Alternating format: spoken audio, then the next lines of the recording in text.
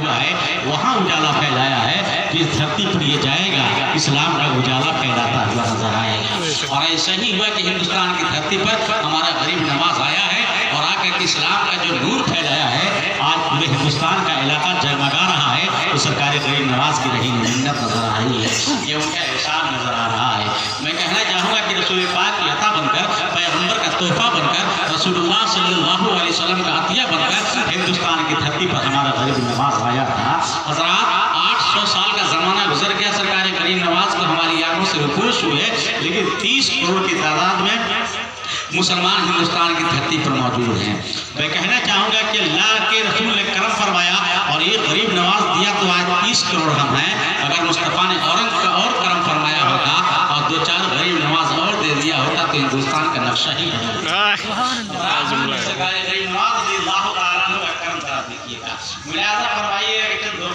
हिंदुस्तान की धरती पर आए और आने के बाद इतना बड़ा कारनामा किस अंजाम दिया है। लेकिन कहना ये चाहूँगा कि जरा देखिए 14 साल की उम्र सरकार गरीब नवाज की हो रही है कि बाप का साया सर से उठ जा रहा है। इतना बोला उनकी विरासत में क्या मिला था, एक चक्की मिली थी, बागीचा मिला था, उसी से घर का गुजर बसर हो रहा था। नतीजा क्या हो रहा है कि एक बार वो बाग में पानी दे रहे थे, एक मजदूर एक वही सिफत इंसान आ जाता है।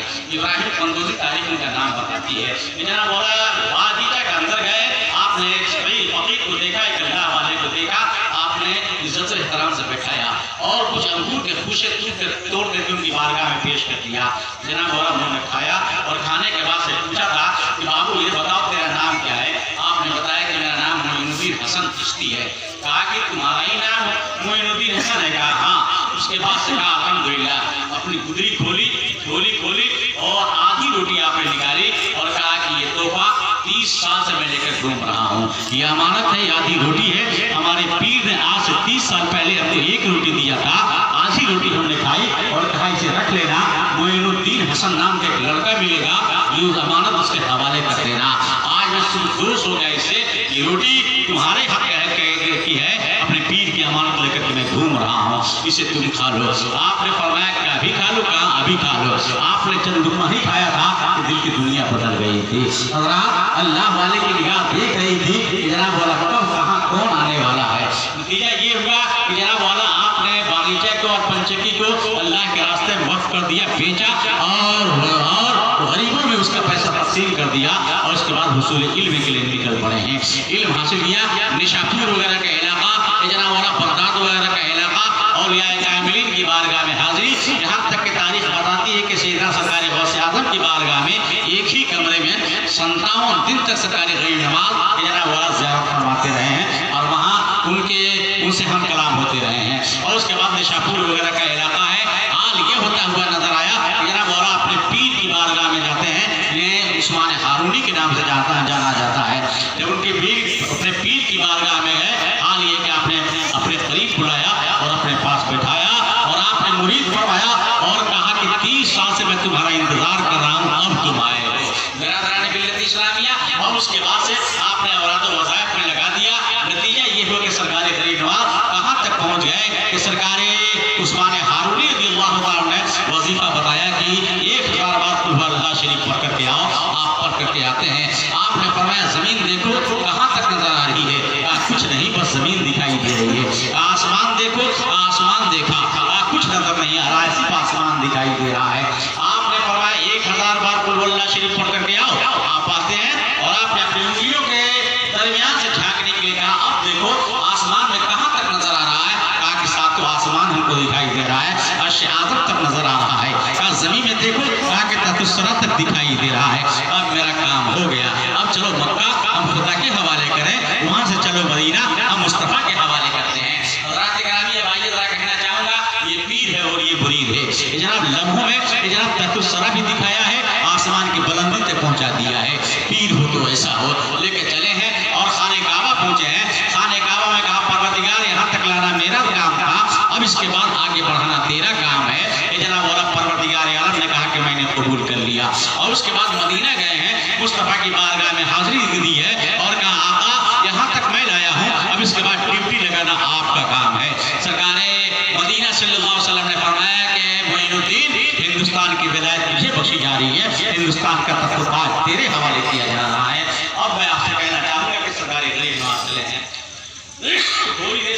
गुफ्तगू कर रहा हूँ और मैं आपको बताना चाहूंगा कि सरकार गरीब नवाज है।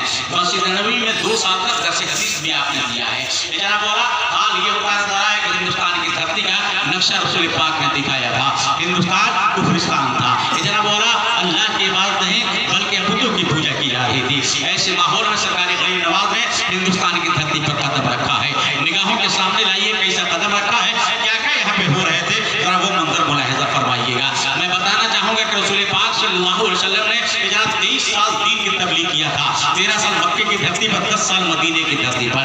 आइए जरा कहना चाहूंगा कि मेरे आका सल्लल्लाहु अलैहि वसल्लम मक्का मदीना और ताइफ से बाहर कहीं तबलीग के लिए नहीं गए थे।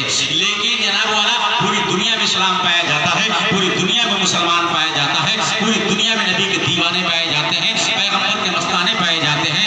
इसलिए कि मेरे आका सल्लल्लाहु अलैहि वसल्लम दुनिया छोड़ते छोड़ते ये 2 ग्रोह तैयार कर गए थे। एक ग्रोह था जो नबी का दीन बचाया है और दूसरा ग्रोह था जिसने नबी का दीन फैलाया है। और मैं कहना चाहूंगा कि जब भी इस्लाम पर गिरनी आई है और जब भी गिरन में जनाब वाला इस्लाम छुपा है, मामला ये हुआ कि नबी का कोई दीवाना खड़ा हुआ और पैगंबर की शरीयत की हिफाजत की है। और जब भी इस्लाम जनाब सिमटने लगा है तो कोई नबी का दीवाना खड़ा हुआ है और पैगंबर का दीन लेकर दुनिया के खित्ते खित्ते तक गया है। बहरहाल मैं आपसे कहना चाहूंगा कि लोगों ये प्यारे मुस्तफा सल्लल्लाहु अलैहि वसल्लम का दीवाना बनकर, रसूलुल्लाह सल्लल्लाहु अलैहि वसल्लम के दीन का दाई बनकर, पैगंबर के दीन का सच्चा मुबल्लिग बनकर हिंदुस्तान की धरती पर हमारा गरीब नवाज आया है। हिंद की सरजमीन को नाज है कि सरकार गरीब नवाज जैसी पैगंबर का तोहफा मिला है। और मैं बताना चाहूंगा हिंदुस्तान की धरती पर आए हैं। जनाब वाला पसेरा आपने डाला था। अब आइए मैं कहना चाहूंगा जहाँ पसेरा आपने डाला था पंडितों का घराना था। एक पंडित जी जनाब वाला अपनी लुटिया में दूध लेकर के जनाब अपने खुदों की पूजा करने के लिए जाया करते थे। बेटी ने पूछा कि अब्बा कहाँ जाते हो? कहा कि मैं ले जाता हूँ पूजा करने के लिए, दूध ले जाता हूँ अपने खुदा के दरबार में। कहा क्या तुम्हारे खुदा दूध पिया करते हैं? कहा कि पिया नहीं करते हैं, हम चरणों में चढ़ा दिया करते हैं। कहा किसी चरणों में चढ़ा करके चले जाते हो, पिया नहीं करते हैं। आज के बाद आप नहीं जाएंगे, मैं जाऊंगी। जनाब कल होकर के लोटे में दूध लेती है और चली जाती है। उसी सनम के बाद, उसी पत्थर के सनम के पास, पत्थर के मूर्ति के पास, और जाने के बाद से कहती है कि मेरे खुदा दूध पी ले। लेकिन ये पत्थर के खुदा के दूध पीने वाले हैं। हाल ये कि उसने दूध नहीं पिया, उस लड़की ने सर पटकना शुरू कर दिया कि तुम दूध क्यों नहीं पीते? मैं तुझे खुदा मानती हूँ, अपना सब कुछ मैंने तुझे माना है, तुम दूध क्यों नहीं पी रहे हो? जनाब बोला लेकिन ये सनम है पत्थर के, मूर्त है पत्थर की। जनाब बोला दूध क्या पिए? यहाँ तक बच्ची जिद करने लगती है कि तुझे दूध पीना ही पड़ेगा।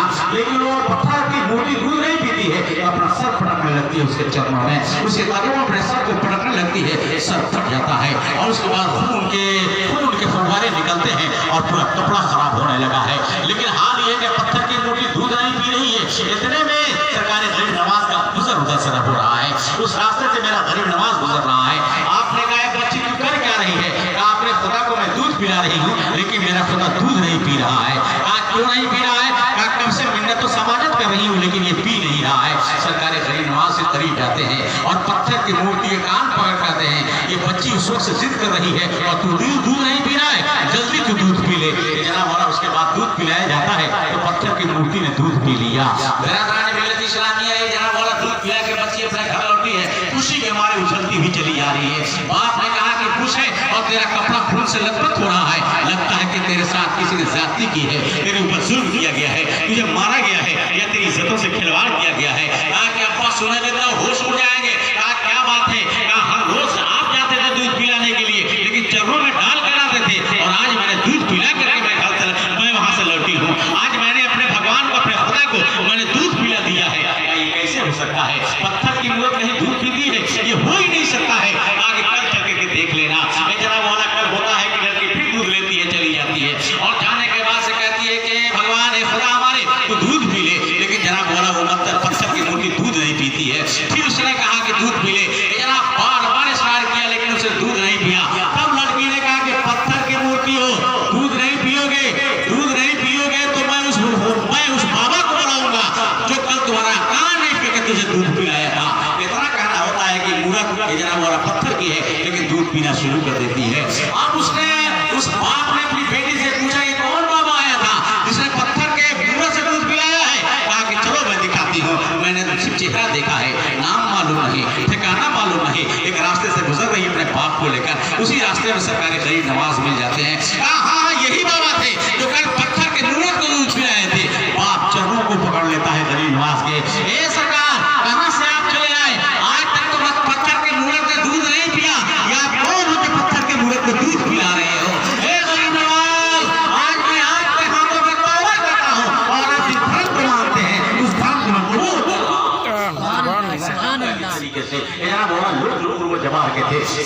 इस्लाम कबूल करने लगे हैं। ये नबी के दीवाने हैं, ये पैगंबर के मस्ताने हैं, ये रसूलुल्लाह के शहदा हैं। नबी का पावन दिया हुआ लेकर आए हैं, नबी का दिया हुआ इख्तियार लेकर के आए हैं, पैगंबर की दी हुई करामत लेकर के आए हैं। ये नबी के पर्दा बनकर आए हैं, ये पैगंबर के अच्छे जमील बनकर के आए हैं, ये अपने नाना का नाना से विरासत लेकर के आए हैं। मैं कहना ये चाहूंगा कि जनाब तय किया जाए अल्लाह तबारक व तआला अपने नेक बंदों को कैसे नवाजता है और कितनी ताकत और पावर देकर के दुनिया में उन्हें महफूज फरमाया करता है। मैं आपसे कहना ये चाहूंगा कि लोगों तरह देख लो कि जनाब मौलाना यूसुफ कारी गरीब नवाज रज़ी अल्लाह तआला अन्हु